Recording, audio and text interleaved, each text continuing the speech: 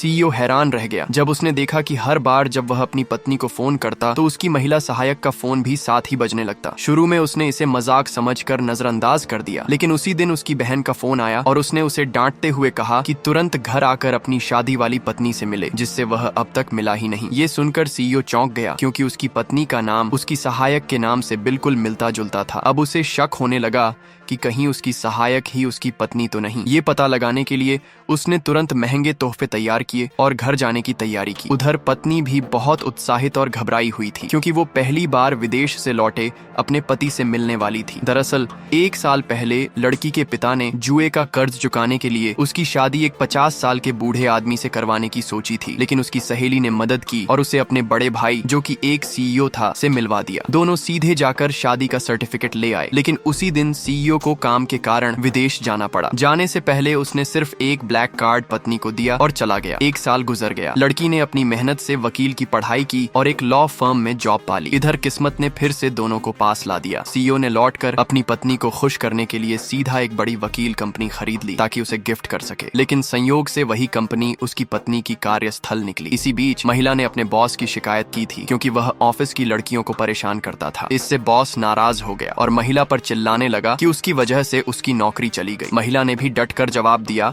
कि नौकरी छीनना ही उसके लिए काफी सजा है। गुस्से में बॉस ने चाकू निकाल लिया और महिला को मारने की कोशिश करने लगा। तभी सीईओ वहां पहुंच गया और महिला को बचाते हुए बॉस को लात मारकर बाहर फेंकवा दिया। इसके बाद सहायक ने सुझाव दिया कि सीईओ को अब एक नया निजी सचिव चाहिए। चयन में महिला और एक नई मैनेजर शामिल थीं, लेकिन सीईओ को मैनेजर का पहनावा बिल्कुल पसंद नहीं आया और उसने तुरंत उसे निकाल दिया। इस तरह महिला सीधे सीईओ की सहायक बन गई। महिला का नाम सुनकर सीईओ को कुछ जाना पहचाना लगा। वह पूछने ही वाला था कि तभी उसकी बहन का फोन आ गया। बहन ने उसे खूब सुनाया कि शादी के तुरंत बाद विदेश चला गया और भाभी को अकेला छोड़ दिया। उसने कहा कि आज रात चाहे जो हो, उसे भाभी को घर लेकर आना होगा। फोन कटने के बाद सीईओ ने सोचा कि पत्नी के लिए कोई तोहफा लेना चाहिए। वह महिला से राय मांगता है। महिला कहती है कि तोहफा जरूरी नहीं, असली तोहफा समय देना है। पत्नी के साथ डिनर और शॉपिंग ही सबसे अच्छा रहेगा। सीईओ को ये बात अच्छी लगी और उसने यही करने का फैसला किया। थोड़ी देर बाद महिला गिफ्ट और फूल लेकर आई। सीईओ ने उसकी मेहनत देखकर उसकी तारीफ की और कहा कि अब आराम कर लो। सीईओ के जाते ही महिला टैक्सी लेकर